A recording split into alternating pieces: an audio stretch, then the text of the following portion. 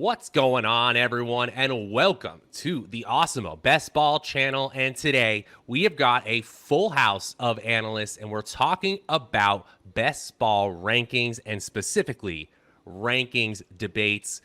This is the Explain Yourself episode. We've gone through our consensus rankings, now available on the Awesemo Best Ball site right now. Lepri's got his, Gajewski's got his, and I've got mine. And now it's time to talk about some of the biggest differences, and we're all here to talk about it. Nick Lepri, how you doing, buddy? Oh, I'm doing great today. I'm very excited for this video. This is going to be one of the more interesting videos we've done as of recently, and I think it's going to be very good for the viewer as well as us to just talk through these things. A little pitch session for the video up ahead. I couldn't agree more. Follow him at Notorious FNTSY and Matt Gajewski, best first name in the business if I don't say so myself. Follow him at Matt_Gajewski. How you doing today, Matt? I'm doing great. I'm excited to dig into this. It's June now. That was when we have seen like a lot of winners come out of these best ball tournaments. We'll be referencing a lot of that, I'm sure. So I'm excited. That's right. The Underdog Best Ball Mania 2 winner drafted his team in June. So there is absolutely no reason not to draft some teams.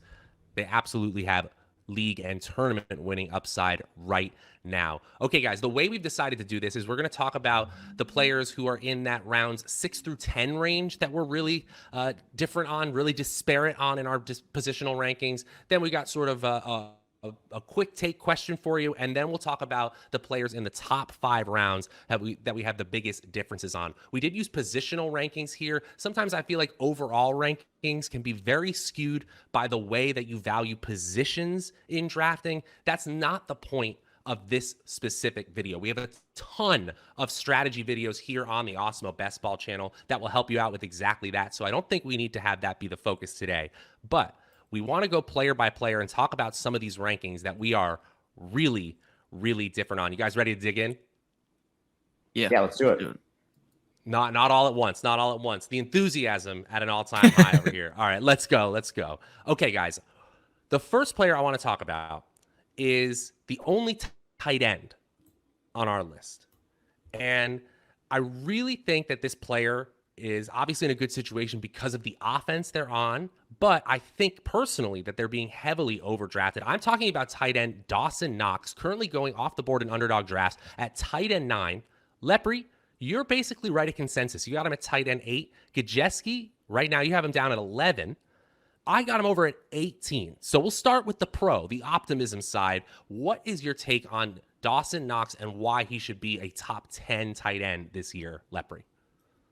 Yeah, so the reason why I like Dawson Knox so much is because of the offense that he is on. He is hitched to one of the best offenses in the NFL with one of the best quarterbacks in the NFL, and Dawson Knox is the biggest red zone target, in my opinion, on this team. If the Buffalo Bills continue to be successful this year, then I expect Dawson Knox to be a key piece inside of this offense. Now, if you look back a couple of years ago, Josh Allen was not a guy at the NFL level that was targeting a tight end at a very high rate. He was never even really looking at a tight end at all. But last year, basically everything changed in that way, and he was really looking to throw the ball a lot to Dawson Knox. I believe this season in 2022, as long as Dawson Knox is able to stay healthy, he could be a guy that you can argue could finish as a top 5 tight end. I don't have him ranked there. I have him ranked as tight end number 8, which I think is pretty fair for what we saw to Dawson Knox last year and based upon my expectations this season. The only negative towards Dawson Knox that you can bring up is that his numbers were heavily pushed up by his receiving touchdown number. He scored 9 touchdowns last year. If that does go down to like 6, then you're probably going to have a bad day with Dawson Knox. But I expect that number to stay pretty close, maybe 8, 9, 10 touchdowns in 2022. Now, Matt, I assume your reasoning is similar. You're obviously right around ADP, a little bit lower, but is there anything you wanted to add in the optimism case? I think you started to give my case to Nick, but Gajewski, I want to hear your take first. No, I honestly, my sentiment is a little bit more negative on Dawson Knox. I thought I was going to be, I think I'm a little below consensus. I thought I would be kind of out on an island here myself. So honestly, I want to hear what you have to say, because I think what I think about Knox is going to be in line with you. It's really 2 concerns. Nick laid out the positives. It's essentially just the offense. Dawson Knox himself hasn't been very good. He was 17th in yards per route run at the tight end position last year, so extremely replaceable. And that's when you just factor in, like, I can't remember how many routes or targets I had the players running, but you had to meet a threshold. So there are plenty of players ahead of him that were part-time players as well. You bring in OJ Howard, a player who's been far more efficient than Knox in his career. I just worry about losing some snaps. Last year was really the only year Knox played that role. We'd seen him split times with players like Lee Smith prior to that. So I just don't think he's very good. That's kind of how I feel. He's on an elite offense. He's a decent player around a ton of elite players.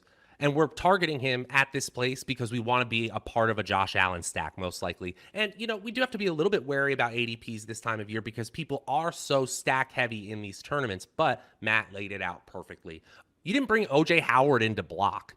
I get that the guy is a capable tight end when healthy. That's a big stretch. He's not usually that healthy, though he had 17 games played in 2021.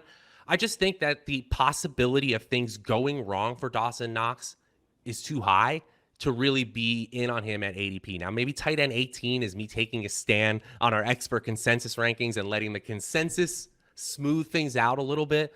But OJ Howard actually has been one of my favorite players to draft at the end of best ball drafts because what if he does get some extra snaps? Exactly. What if he gets those Lee Smith touchdowns? We haven't seen 0 of those. It's not like I'm expecting more than 1 or 2 spike weeks for my last round pick anyway. So Dawson Knox is a player that unless I'm trying to fill out, a big Bengals Buffalo game stack at the end of underdog drafts, I don't really know why I would go for Dawson Knox at ADP. Obviously, if a player falls, I'm in on him, but I think we laid it out pretty nicely.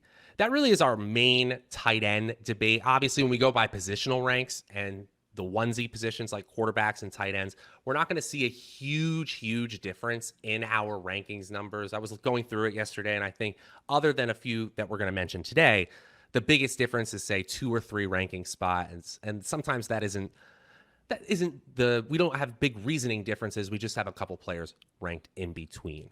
Now I want to talk about the wide receiver that, in my opinion, could be the most polarizing of all the rookie wide receivers because he has second-round draft capital, but a lot of people are already treating him like first round, that he has first-round draft capital. I could be talking about 2 players right now.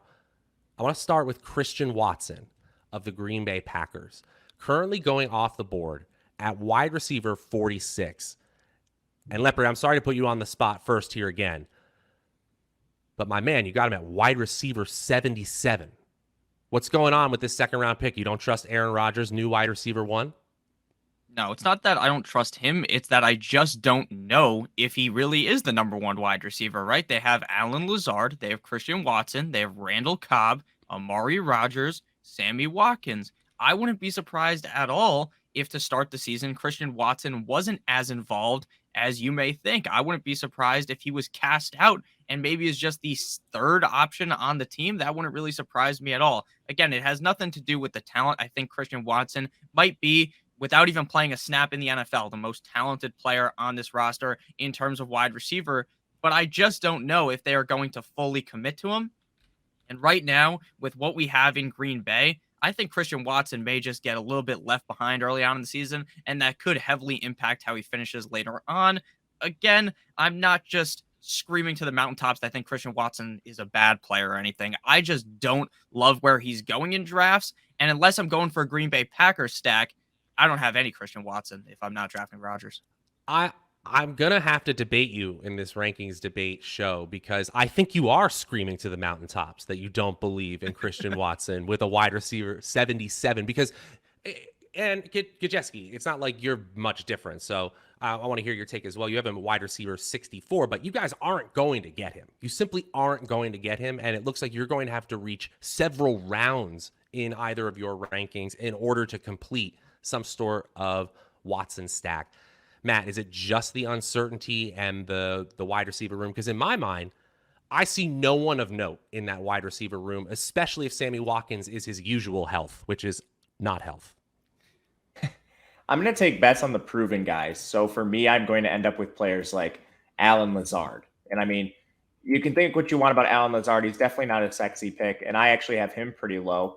But for me, if I'm completing Green Bay stacks, it's going to be players like that. It's going to be Sammy Watkins, who I think have maybe a little bit less likelihood of being the wide receiver one, or you could even just say being on the field, but I think it's not very different.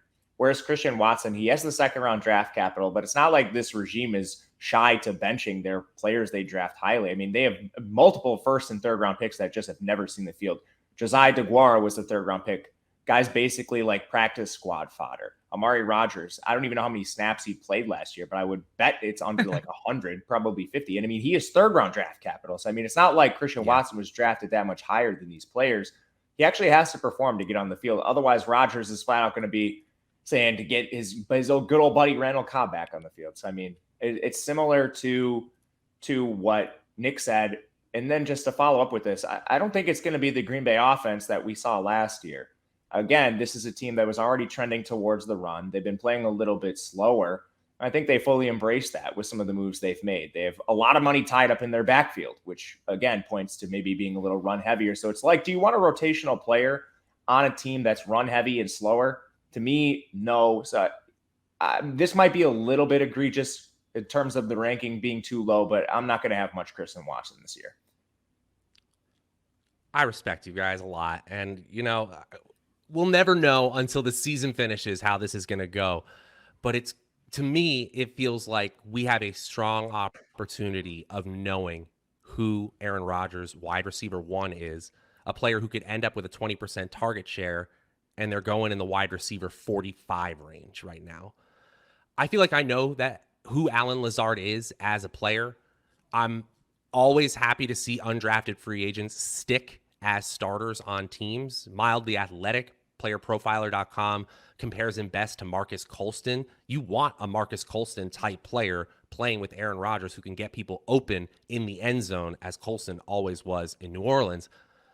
I still think this wide receiver room is begging for an alpha option. And in my opinion, Amari Rodgers, Sammy Watkins, Romeo Doubs ain't it. Christian Watson was brought in to be the dude, in my opinion. And I know he wasn't the most athletic. He doesn't have the highest draft capital, but I still feel like I want to get to a place in my rankings. Maybe wide receiver 41 is too bullish, but I want to get to a place in my rankings where I can get my hands on, I can be overweight on Aaron Rodgers, Christian Watson stacks. And it's actually getting difficult to get both Christian Watson and Allen Lazard because of this debate going around the fantasy industry. Usually I've seen them go back to back. They go certainly within a round of each other. So you kind of do have to make a decision, especially if you're trying to stack a player with Rodgers and you want someone who could be theoretically his number one. In my book, the highest probability player is Watson. Again, it's far from the only probability, as you guys really expertly laid out. I want to move on here because we got lots more to debate, but I want to talk about another second-round player in Skyy Moore, who sort of in the same situation. Kansas City Chiefs growing even earlier, wide receiver 39. I've got him at wide receiver 47. Gajewski's got him at 54. Lepri, you got him right next to Christian Watson at 78. All of us are below ADP, so I don't want to spend too much time debating, but do you guys have any words about the differences between Moore and Watson heading into 2022? Gajewski, to start with you. I mean, the really only difference is Skyy Moore was a better player, like without a doubt in college, a better player. You had Christian Watson coming out of an FCS school where he wasn't productive. He's also old. So we have to look at draft capital for sure. And the Green Bay Packers clearly viewed him as a borderline top 32 player in the NFL, but I'd be willing to guess a lot of other teams did not even view him as close to that. He got drafted solely off an athletic profile, whereas Skyy Moore, he's athletic, he has good size, and he was productive in college. So he meets every single threshold we're looking for, and then he plays in a similar offense, not to mention an offense that's going to be more pass heavy, and they're going to be running more plays than Green Bay. So to me, that's why Skyy Moore is a little higher in the rankings. It's a similar situation where you have a bunch of players without really any pedigree that are entering the wide receiver room. So I wouldn't be surprised if Skyy Moore is the wide receiver 4. Also wouldn't be surprised if he's the wide receiver 1, which is why he's a little lower for me, because you can take bets on players like Mecole Hardman later who have maybe not the same opportunity to be that number 1, but they at least have some shot. Wow, I'm about to just straight up switch these players in my rankings. That's a pretty good argument for me. If you don't have anything else, Lepri, I'm ready to move on here to a very interesting running back. I do think this player, in terms of the team they're on, the draft capital that it takes to get them, it's pretty low. And the upside we know about his brother. I'm talking about running back James Cook, drafted in the second round by the Buffalo Bills. The Buffalo Bills had kind of been clamoring all offseason about getting a receiving type running back. They tried to sign J.D. McKissick. He almost did sign with them, then went back to Washington. They instead draft James Cook, the younger brother of Dalvin Cook, and he's currently going off the board at running back 33. Lepri, hey man, we got to keep starting with you when you've got these bold takes. You got him at running back 59. You're not getting him in drafts. No, if I'm being honest with you, I draft Devin Singletary most of the time. That is probably why they go in a very similar range. I think based upon what we saw last year out of Devin Singletary towards the end of the season, Devin Singletary is the clear number one guy on this team. Now, will James Cook be in there catching passes 100%? But I think when push comes to shove, where people are drafting James Cook, they're really believing that James Cook is going to become the workhorse back potentially. And I really just do not see that. I understand that he's on the Bills. You can make the exact same argument I made about Dawson Knox. He's on the Bills. He's going to be seeing touches. He's going to be on the field. So you better believe there is the upside for James Cook. And I believe, yes, there is definitely upside. If Devin Singletary was to go down, James Cook could legitimately be a top 12 back in fantasy football. But the thing is, I don't think we should be projecting Devin Singletary to get hurt. Like I said, towards the end of the season, he was really popping off. Week 15 against Carolina, he was a top 10 running back. Week 16 against New England, top 10. Week 17 against Atlanta, top 5. And then closing out the season up against the Jets, he was the running back number 3 in half PPR. I'm not saying that Devin Singletary is going to finish inside the top 10. That is also crazy. But what I am saying is that Devin Singletary may be getting more of a push in this offense than people are thinking about right now. So again, you can draft James Cook. If you draft this Buffalo stack, you can't get Devin Singletary. I'm fine drafting James Cook, but I am definitely much higher on Devin Singletary compared to James Cook. I got Singletary higher in the rankings too, but I got to tell you, this is actually turning into one of my favorite little running back tiers in my own rankings. Players who certainly have doubts on their profile, but they have high draft capital, or we've already seen them produce in the NFL.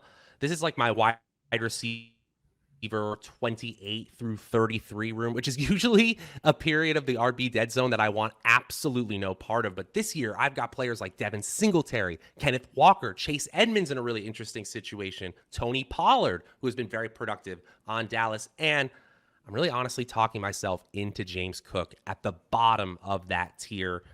I kind of want him ahead of players like Cordero Patterson. I know that might be crazy to other people right now, but I think when you spend second round draft capital, and we know the quality of the offense he's on and the fact that they want a pass catcher, I loved Devin Singletary down the stretch. I really like him still. I got him higher in my rankings, but I don't think you draft him here not to use him right away. This is not the same as the Green Bay Packers.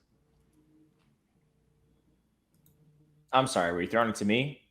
Gajewski, yeah. Sorry, I just threw it out in the air. But Gajewski, you basically have the same ranking there.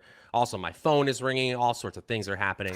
No, hit me with your James Cook take before we head on. I just disagree with Nick that Devin Singletary is going to have the same role as last year.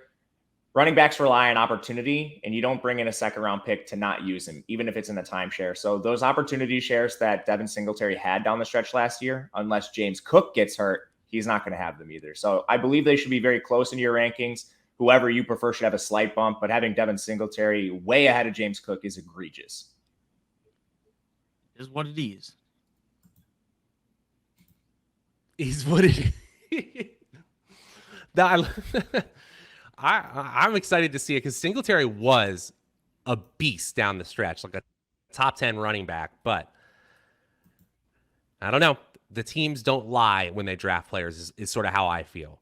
Speaking about teams not lying when they draft players, the New Orleans Saints spent a first-round pick on a wide receiver, and I think that turned a lot of heads. And now we've got reports that Michael Thomas still is not healthy with that ankle injury. Michael Thomas might be the biggest difference we have in highest ranked for an analyst and lowest ranked for an analyst. Right now going off the board at wide receiver 28. Gajewski, you're right at ADP. You're basically saying, I'm with the field. I don't have any strong takes right would be a fine place to be for an injury. Lepri, you're at wide receiver 10. Now I'm going to make the Bears case. At wide receiver 46, I'm not getting Michael Thomas right now. I'm getting all the Chris Olave. I'm getting a lot of Jameis Olave stacks. I just don't know how much I can trust this offense to use that player the way we want him to be used, like he was 3 years ago. Lepri, at wide receiver 10, you're saying that the possibility of wide receiver 1 overall weeks are very much in play here. Is that how you feel about it? Yes, that is how I feel about him. I think that if the injury wasn't in play here, if people weren't too worried about the injury, I think his ADP would be closer to 10 than it is to 30. Maybe I'm a little high at wide receiver 10, but wouldn't be surprised if Michael Thomas was fully healthy right now. There was no worries that he was wide receiver 13, 12 in a lot of people's rankings. Now, I understand they have Jarvis Landry, they have Chris Olave, but I really do believe Michael Thomas, when healthy, is one of the most talented wide receivers in the NFL. If you remember a couple of years ago, this guy was by far and away the best wide receiver in the NFL, at least in my book. Now, right now, the reports on his injury are a little confusing. So if you are someone that is trying to be risk averse, basically early on in the draft, if you're nervous about the fact that, oh, maybe Michael Thomas is going to sit, blah, blah, blah, then go ahead and fade Michael Thomas right at wide receiver 28, because there is legitimately a chance that he screws us again and doesn't play at all. But there is also a chance that he is healthy, good to go for week number 1. Based upon reports right now, Nick Underhill of New Orleans Football believes Michael Thomas is heading in the right direction. Saints coach Dennis Allen says Michael Thomas is doing well, but has not returned yet to the field. So this video is being recorded in June. If you're watching this in August and Michael Thomas is fully healthy in preseason, in training camp, all that, then maybe what we're saying right now sounds a little bit crazy. But if he's not healthy, then I'm going to start to worry, and his ranking, in my opinion, is going to drop drastically. So my confidence in him is assuming that he'll be healthy. And I think if he is healthy, he's the clear number 1 option in New Orleans. And that may be where the debate stands, because maybe you guys don't believe he's still the clear number 1 guy. Yeah, I think I've already done that drop drastically. That's the thing I've already done, because all of that coach speak you just said doesn't sound great to me for a player who missed all of last year and is still not healthy. Doing well but not on the field means nothing to me. Again, you're right. When healthy, he's been one of the most productive wide receivers. But again, a lot of it was on volume, a ton of volume. And now you got first-round draft capital going to the other side of the field. I just don't see how he gets that volume, even if healthy. Matt, put some rationality into this argument. Yeah, I think you guys are just too far in either direction, because he does have wide receiver 1 upside. But the last time we saw it, he was running routes alongside Ted Ginn, Traquan Smith, Deontay Harris. Now they have Chris Olave and Jarvis Landry. So he's just not going to command 185 targets again. It flat out isn't going to happen without injuries. Those are target numbers. We don't even see the number 1s. The alpha number 1s, the Jamar Chases, the Justin Jeffersons. And again, there's the 17-game season. Now Thomas did that at 16 games, so adjust accordingly. But it's just not target volume he's going to get even when healthy. So right now, I think you can project the efficiency on lower volume, and you end up around ADP, which is exactly where I have him. That probably is the right answer. Darn it. Hate it. But it's probably true. Just like go with the field, especially when we have so much uncertainty. If I put your feet to the fire, Nick, and I said, how many games does Michael Thomas miss to start the year? What's your answer? Well, based upon my rankings, it's none. But if you're thinking rationally, it's probably 4 or 5, right? Probably. Gajewski, but I think that... Yeah, we're rapid fire. Feet to the fire. How about you? Number of games missed? I'd say 2, just like positional average. Yeah. I'm not in the business of projecting injuries. Right. The only reason we have to in this case is because there's a very real, in my opinion, a real chance that you have to project New Orleans without Michael Thomas for at least 1 game to start the year. For me, with the injury thing, it's either you've been hurt, you're an injury risk, or you're just young enough where you haven't been injured yet. That's so how the NFL goes. You're either old enough to have been through injuries, or you're too young in the game. That's just how it goes. That is just how it goes. Now, this one is really annoying because it's not about injuries, and I really don't want to get into the nitty-gritty of the details here, but the biggest difference we have in quarterback rankings is Deshaun Watson. I have to believe that has everything to do with the number of games we believe he'll play. So I just really want to make this a very, very quick conversation. How many games do you believe Deshaun Watson misses, Matt? It's a guess, but I'm going to guess 8. Nick, how about you? Yeah, I would guess around 6 to 8 games. And I said 8 games as well. So really the only difference in our rankings, we're seeing the highest at QB 14. I have him at QB 14 and Gajewski at QB 22. It really has to do with what we believe he'll be available for, not necessarily what he does on the field. I'll leave it at that for now. We have plenty of quarterback debate videos for you throughout the offseason. Now we move into the top 5 rounds, some of the more interesting players, and we're going to go a little bit faster through these, but I want to talk about, Jerry Jeudy, Denver wide receiver, moving up the draft board a ton, wide receiver 23 right now, and he's at best the 1B on his team with Courtland Sutton. Obviously a huge quarterback upgrade. Gajewski is the highest right now at wide receiver 16. Is this just about pedigree, quarterback, offense, all finally coming together? Yeah, I don't know if you can clearly say he's the 1B. Courtland Sutton needs to return to the more efficient player he was pre-injury if that's going to happen. Jeudy's been extremely efficient, and when you isolate the splits of him pre-ankle sprain, post-ankle sprain, there's a different player you're looking at when healthy. So I think they're like right in line. I wouldn't be surprised if either one ends up being the wide receiver 1 in this offense. We're talking about tier receivers in this area that are kind of like a dead zone. There's a drop-off. You have players that are like clear bona fide number 1s in their offense, number 1 fantasy receivers. And I think that tier kind of ends around DJ Moore.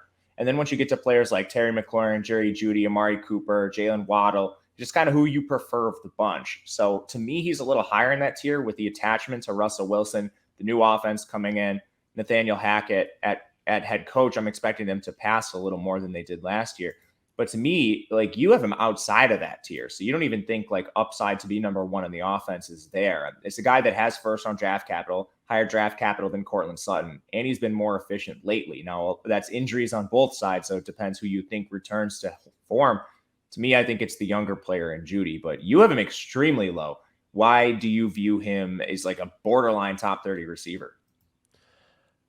I think this has to do with me possibly valuing talent at this point in the wide receiver pool, maybe even a little too much, because I tend to bump up players like Terry McLaurin or DJ Moore or Marquise Brown. But, now that I'm thinking about it, a lot of that is because of their very high draft capital or previous production, which is an argument you could absolutely make for Jerry Jeudy. Right now, I'm trying to be aggressive on certain players in this range, and I haven't chosen the Denver wide receivers as part of that group.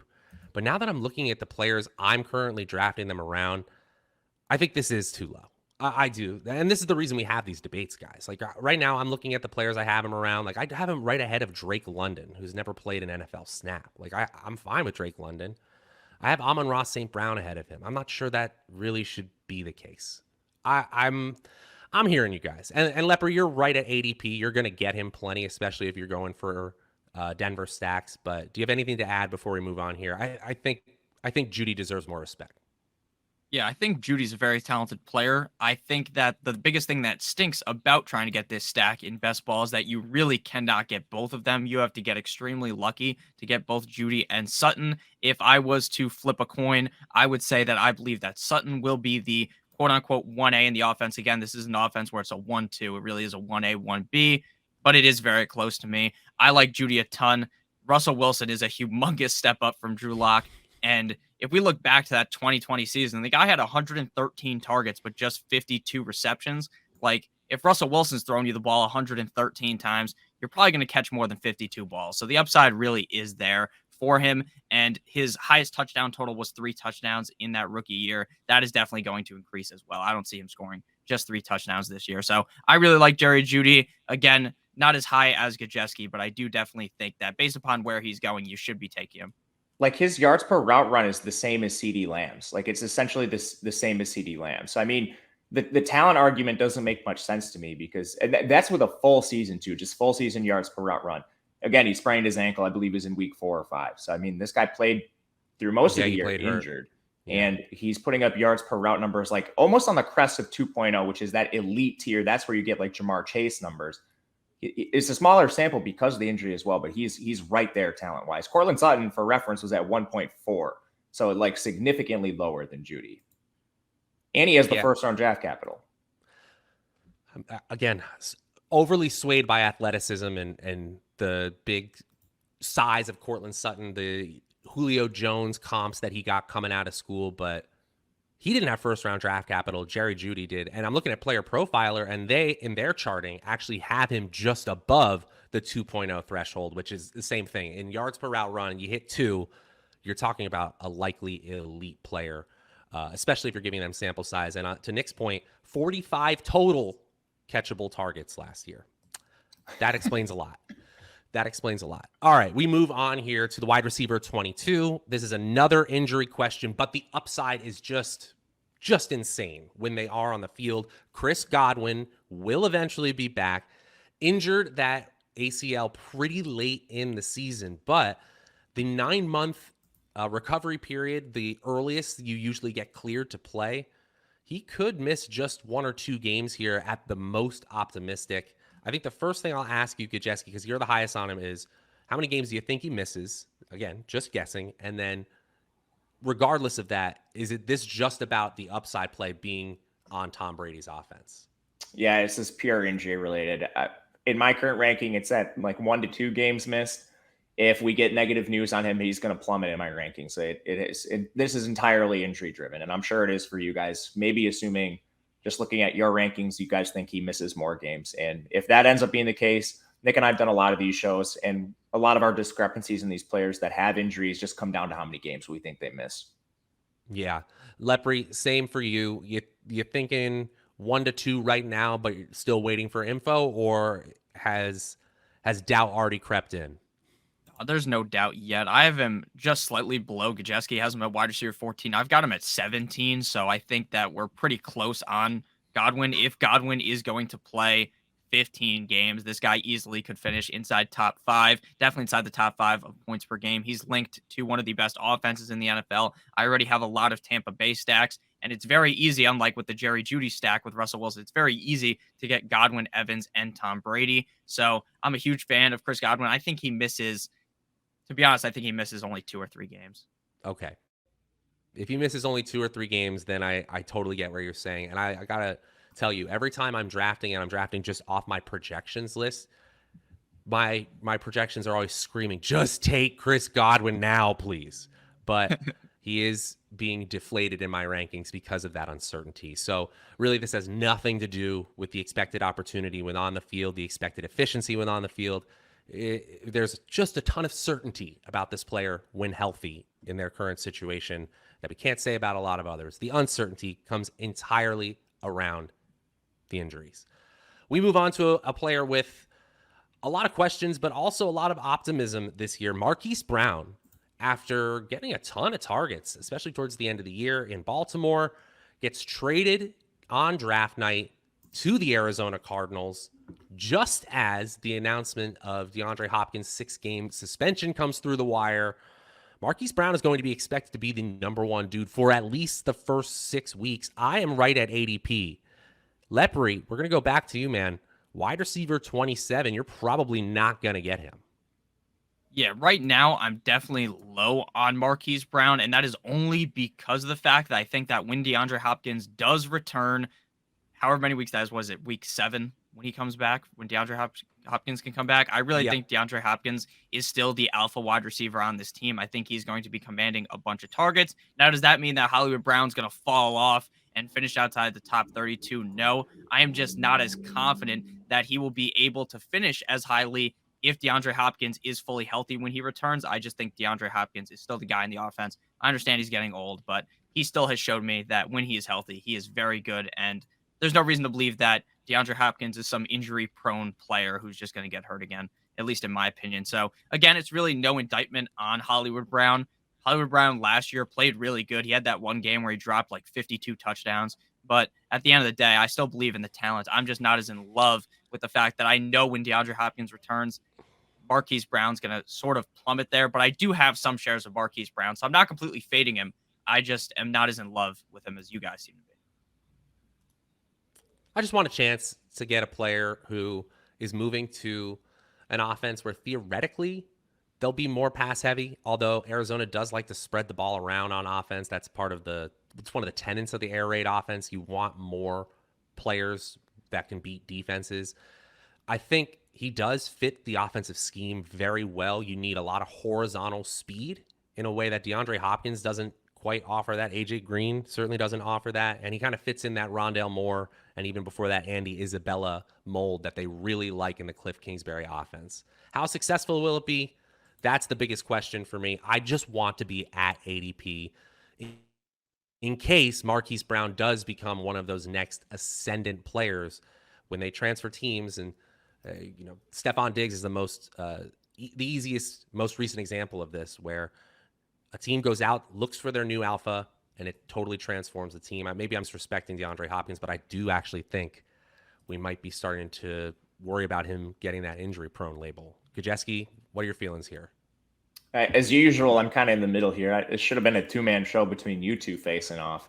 But I think with the upside he has of being an overall wide receiver one, like finishing as a top 12 receiver without Hopkins is there. The concern I have with him when Hopkins returns is this historically hasn't been an offense under Kyler and Cliff that supported two wide receivers that you want in the top 24. So like assuming DeAndre Hopkins was fully healthy, where would you have Marquise Brown? For me, he'd probably be around like wide receiver 30. Christian Kirk was, I believe, wide receiver 36 in points per game last year in overall fantasy. That's not great for the wide receiver two in an air raid offense. And I don't know. I think Marquise Brown is a more talented player than Christian Kirk.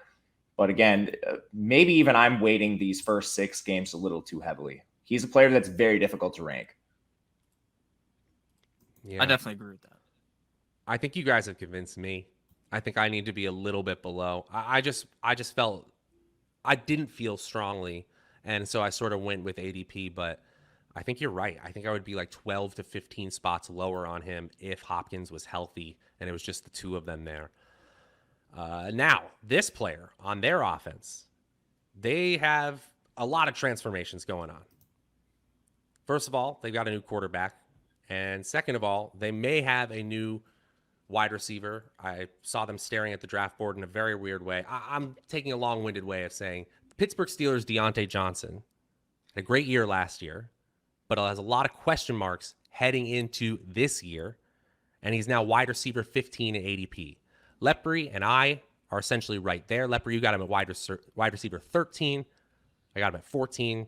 Gajewski, though, you're down nearly outside the top 24 wide receivers. What's the Bears' case for Diontae Johnson?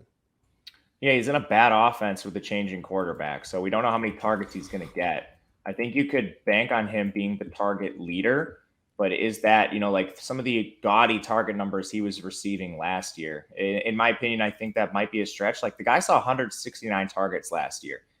Not to mention Ben Roethlisberger was like kind of tailor-made for Johnson. Johnson has an extremely low average depth of target. It was at 9 last year. His yards per route run is fine. So he's a player that can force missed tackles and live after the catch. But he's a player that also scored 8 touchdowns. I don't think this offense is going to be scoring a lot of touchdowns.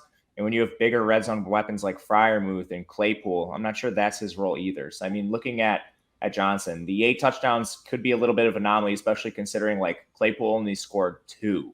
So I think it's a little bit rich to be ranking a player that may or may not be the target leader in his offense. I think you could bank on it, but I don't think it's guaranteed. And then a player who's just overall playing in a really bad offense. Lepri, I'll let you make the Bulls case for Diontae Johnson. You got your highest on him at wide receiver 13. Yeah, and real quick before I just talk all positivity, the most confusing part of this all is going to be the fact that Kenny Pickett or Mitch Trubisky are definitely better than Big Ben, right? It's definitely a step up, at least in my opinion. But the question is will either of them just force feed the ball to Diontae Johnson like Big Ben? Big Ben, when he was throwing it to Diontae Johnson, it was like he was throwing to Antonio Brown. Like he knew exactly what to do. But when he was throwing to anyone else, it looked like he's never played football in his life before. So it was very interesting to see last season. So I think this year we do see a reduction in targets, but does that necessarily mean that he is going to just fall off the edge of the earth? Last year in points per game, he was wide receiver number 8 in half PPR, which is the scoring of Underdog Fantasy. I really do believe that he, even if he releases or goes a little bit lower in targets, he can still keep up the solid receiving yards as well as touchdowns. I really do believe Diontae Johnson is the number one guy in this offense. And I think that the quarterback play will be a little bit better than maybe Gajewski's thinking. Again, I don't think that these guys are going to be top 5 quarterbacks in the NFL, right? Whether that's Trubisky or Kenny Pickett. But I do think that they are definitely a step up from Big Ben.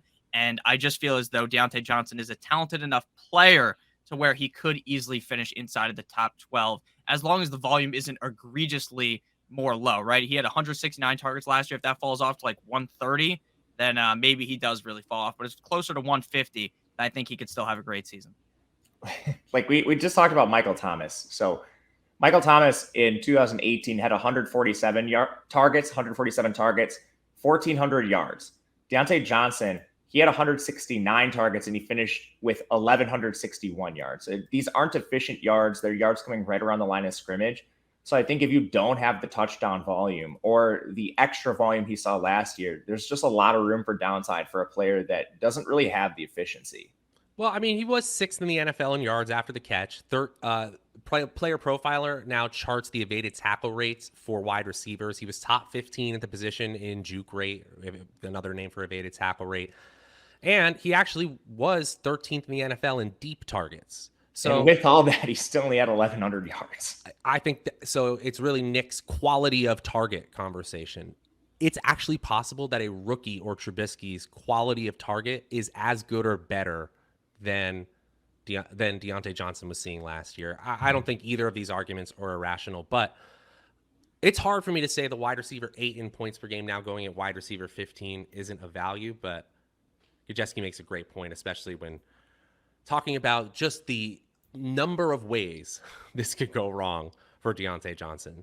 Now to a former Steeler who got the bag this year after going to Arizona and scoring a whole lot of touchdowns. I'm talking about James Conner going off the board at running back 15. He's in both of yours top 12 running backs, that elite tier of running backs. He's outside of mine. I actually have him at running back 18. And I'll start here. I think I need to reevaluate this, but James Conner is one of those players who I consider injury prone.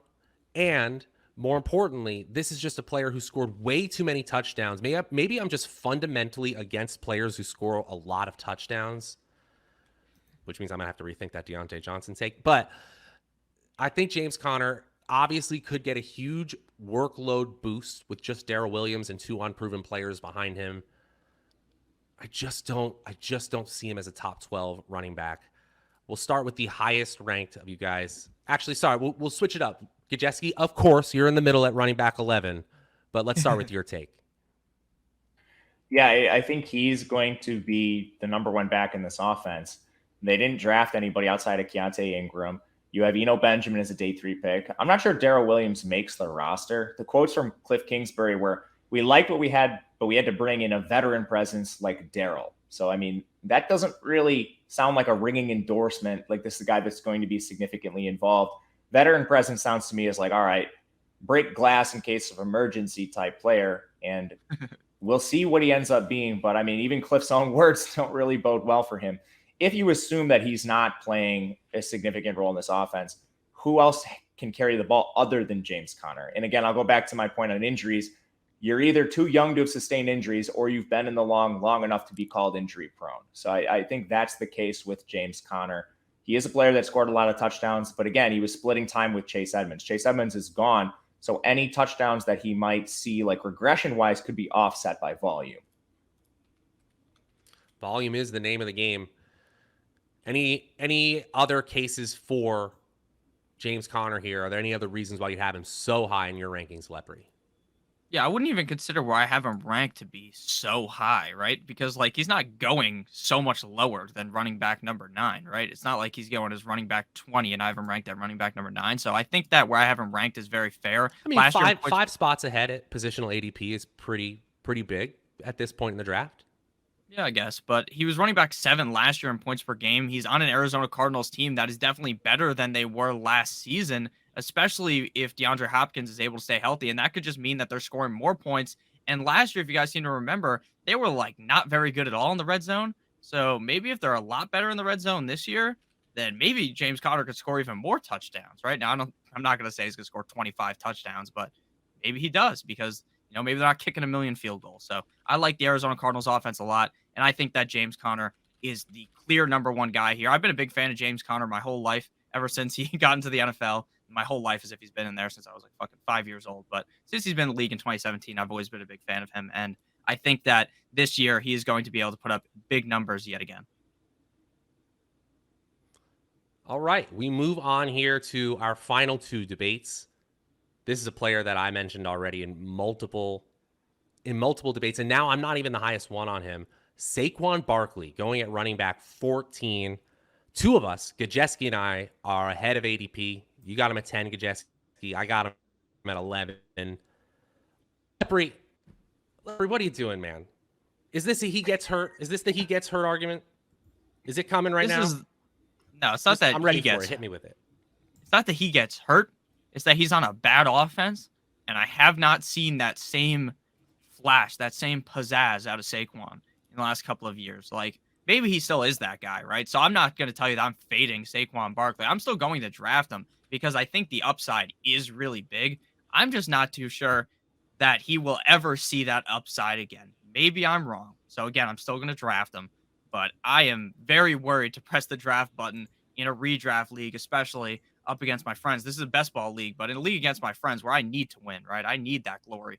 There's no way I'm drafting Saquon Barkley, but in a best ball draft, I will draft him a couple of times because, again, I think there is still top 5 upside, especially if the Giants' offensive line is a lot better and if the Giants' quarterback plays better from Daniel Jones. But it's still the Giants. This is still a bad team. So I just don't like him as a top 10 back, top 12 back.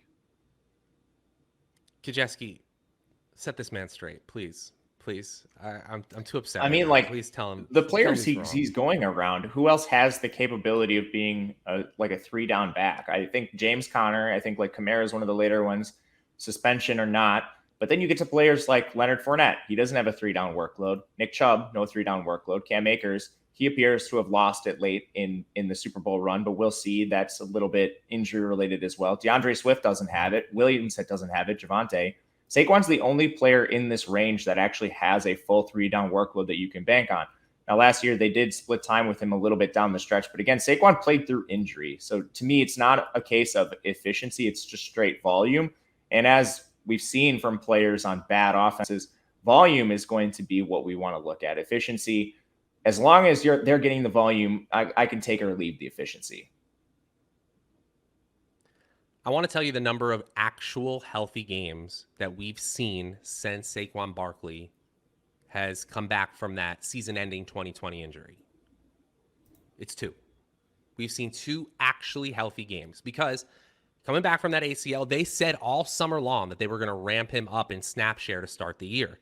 He gets a 47% snap share, scores 3.7 fantasy points in week 1 of last year. Then week 2 against Washington, it actually turns into a back and forth shootout game in week 2. He gets an 81% snap share. People start freaking out because he gets 16 opportunities. The very next week, they move him up to 23 opportunities. He has 6 receptions. He has 21.4 fantasy points. Saquon is back. The next week, he plays the Saints, one of the best run defenses in the NFL, has less opportunities, 19 total, still ends up with 126 yards, 29.6 fantasy points, and then he gets hurt against Dallas early on in week 5. You guys, when healthy, he is still one of the best running backs in the world.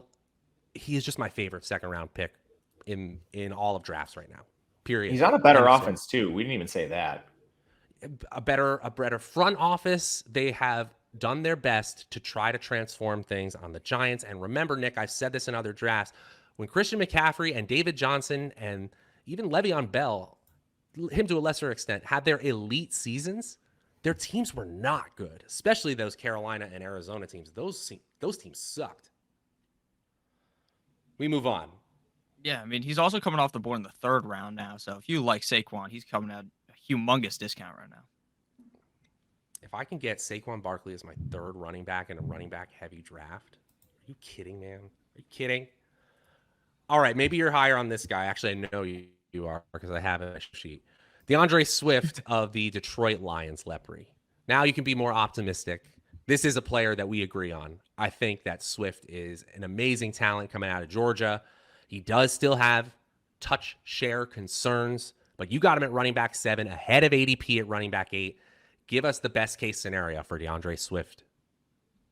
The best case scenario for DeAndre Swift, I personally believe, is that we see a lot of what we saw last year, and we see Jamal Williams almost phased out when DeAndre Swift is healthy. I think the biggest argument you can make against DeAndre Swift is that Jamal Williams is behind him, and Jamal Williams is far from a schlub. So I think that if Jamal Williams does get a decent amount of work, that really could derail DeAndre Swift.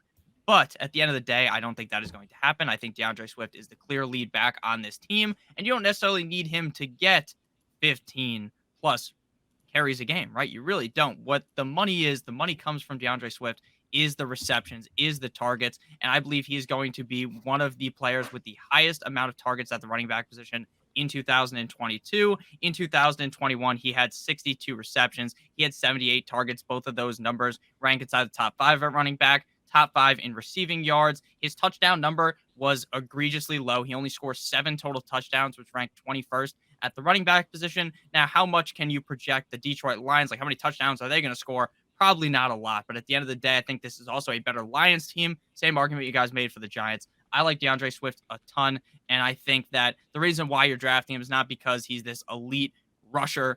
It's because of the receiving upside. He only had 27 red zone touches last year, 29th at running back, 4 goal line touches. I think that does increase. Kamara North, baby. Yeah, I'd love to see more goal line opportunities. Yeah, but I see him as Kamara North. That's what I want. Want receptions, especially if you're playing in any sort of full PPR league. Gajewski, you are the lowest. You're 7 slots below ADP on DeAndre Swift. I have to assume this is volume concerns. Volume concerns. I don't think the red zone touches go up if Jamal Williams is healthy, which he was not last year. It essentially comes down to that. We're dealing with a player who hasn't been good. If you want to look at his yards after contact per attempt, last year he was 56th among all players that had 75 carries. 56th. He was behind Alex Collins. He was behind Boston Scott. He was behind Devontae Booker, Mike Davis. All those players were better, just pure rushers of the ball than DeAndre Swift. Well, he gets his money receiving. He was 22nd in yards per route run among all running backs that had at least 20 targets. He was behind A.J. Dillon. He's behind Ty Johnson. Amir Abdullah, all were better than him as a receiver out of the backfield.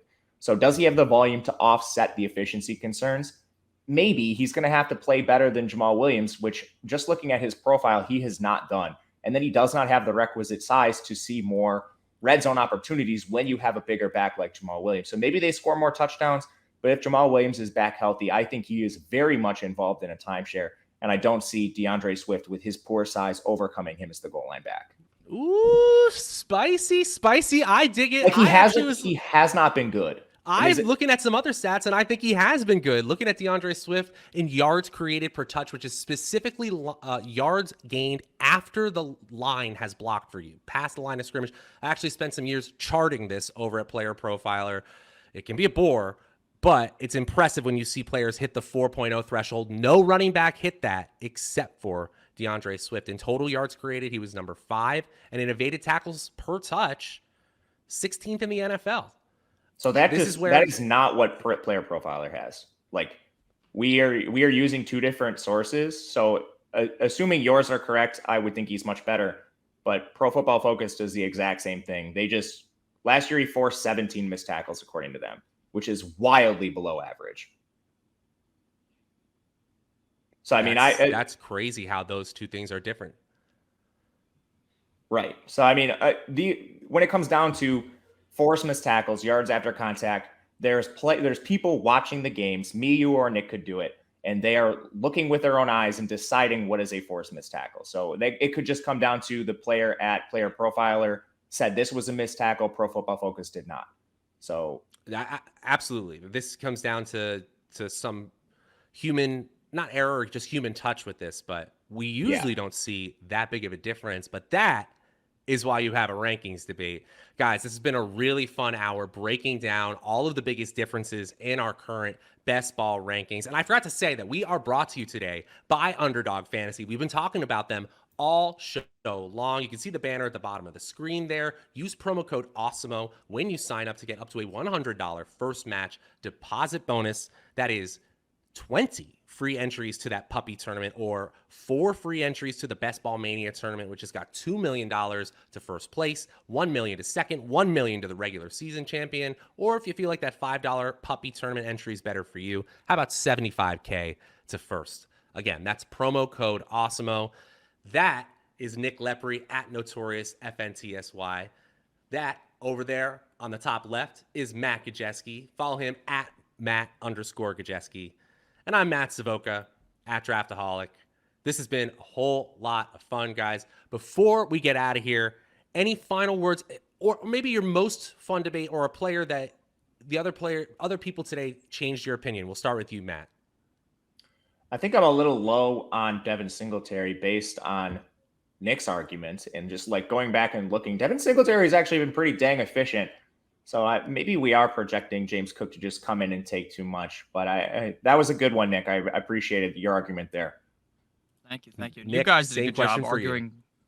Yeah, you guys did a good job arguing Michael Thomas down a little bit low. I definitely have him a little too high, but I think that if he really is healthy, I'm still very confident he could finish inside the top 12, but I probably have to move him outside of that. And then another player probably would be Christian Watson. I think I might just be slightly too low. I mean, 77 is just egregiously low, probably. But I still think that there is a chance he's not a top 3 receiver on the team. I'm too low too, man. Yeah, you see, we all come together. That's the point of these debates. Great job today, guys. This was a whole lot of fun. We will be back with so much more coverage throughout the best ball draft season. For Matt, for Nick, I'm also Matt. We'll see you guys later.